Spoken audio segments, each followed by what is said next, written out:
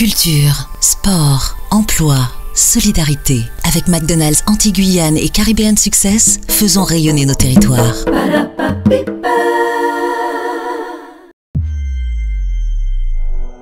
Je me présente, Doué Nouno, j'ai 36 ans, je suis auteur et producteur de The Last Kamit. Moi c'est Mickaël Dambi, j'ai 32 ans, auteur et producteur de The Last Kamit. Pour élaborer un manga, pour le créer, il faut déjà trouver une histoire qui intéresse, qui puisse parler à tout un chacun. The Last Kamit, c'est l'histoire de la quête initiatique de Sanka et Amani qui vont traverser l'Afrique afin de devenir gardiens contre des démons qu'on appelle les djinns.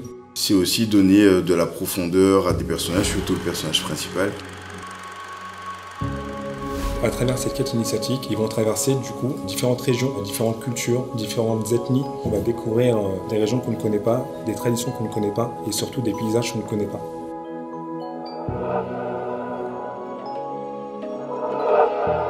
Je viens de la Guadeloupe, j'ai grandi là-bas. Je suis arrivé en métropole en 2010 pour travailler. Après le brevet des collèges, c'est un bac ES option mathématiques. Après une première année d'économie et gestion, j'ai bifurqué sur un BTS banque. Même moi, j'ai pas fait du tout d'études de dessin. J'ai fait des études de vente. J'étais dans le streetwear. Je faisais une marque de vêtements pendant plus de 10 ans. Par la suite, comme Douane, j'ai commencé à me mettre à la tablette graphique et faire ce qu'on appelle du digital painting, comme des tableaux de peinture mais en digital.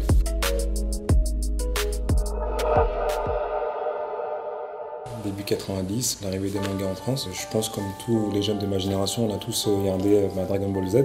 Depuis petit, j'ai toujours dessiné les personnages de jeux vidéo, Mario, Mortal Kombat. En entrant au lycée, je commençais le graffiti. C'est ce qui nous a initiés. Et après, j'ai commencé les productions dématérialisées du monde numérique. Voilà, je me suis amélioré comme ça et j'ai fini par rencontrer Mickaël.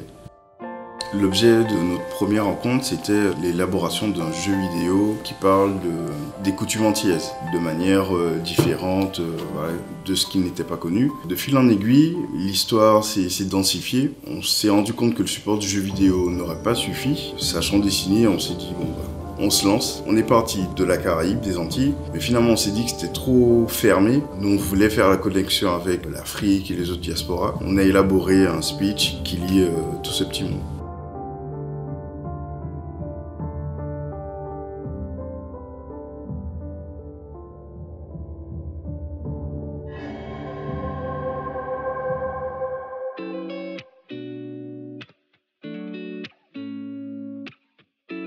Chacun de notre côté, Mickaël et moi, nous avons entamé un travail de sourcing concernant notre histoire, étant afro-descendant. C'est vrai qu'il y a très peu de sources historiques justement sur l'histoire de l'Afrique ou sa diaspora. Du coup, nous avions déjà une base. Au fur et à mesure que notre histoire s'est offerte, on cherchait des sources, des histoires, des anecdotes, des coutumes liées à certaines géographies. On travaille également avec des associations comme Hidaya. On est également avec des historiens qui ont travaillé avec nous. Donc on a choisi que cette histoire se passe en Afrique parce qu'on a grandi avec les mangas. Du coup, on a connu la culture et l'histoire japonaise. Avec les comics, on a grandi avec la culture américaine. C'était important pour nous de pouvoir démocratiser, de faire connaître justement la culture afro, l'Afrique et ses diasporas. C'est un afro-manga. C'était important justement de populariser les coutumes, les traditions, les royaumes, l'histoire, les rites africains. Quand on fait un manga, on rencontre des fois des obstacles. Le premier des obstacles, c'est la gestion du temps pour concilier travail, vie de famille et projet. Il faut pouvoir se dégager du temps pour se consacrer à 100%. Et comme on dessine tous les deux, mais on n'a pas du tout le même style, il a fallu s'adapter sur un style particulier. Et pareil pour tout ce qui est idées, c'était important de pouvoir mettre les idées sur table, les sélectionner et trouver justement la bonne ligne conductrice. On ne veut pas savoir exactement le nombre de tomes qu'il va y avoir, on espère le plus possible. Puis là, prochaine étape, traduction pour l'étranger. Et puis passer sur de l'animé, ça serait top. Quand on passe à l'animé, le manga est beaucoup plus visible, on va dire popularisé, parce que tout le monde ne lit pas le manga. Mais par contre, quand il y a des grosses plateformes comme Netflix, Amazon, c'est beaucoup plus facile d'accès. Du coup, on travaille justement pour aller dans cette direction.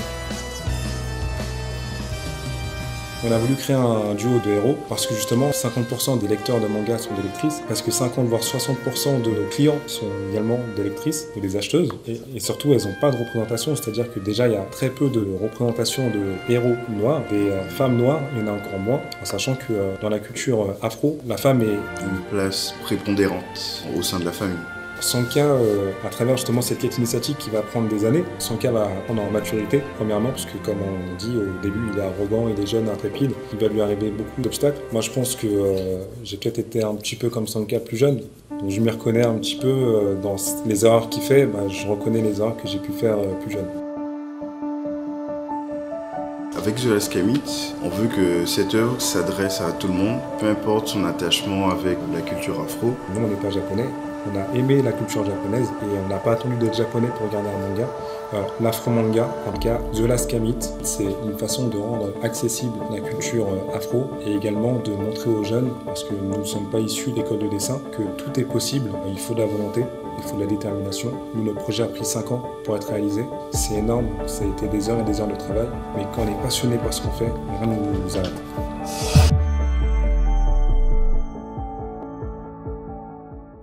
Culture, sport, emploi, solidarité. Avec McDonald's Antilles-Guyane et Caribbean Success, faisons rayonner nos territoires.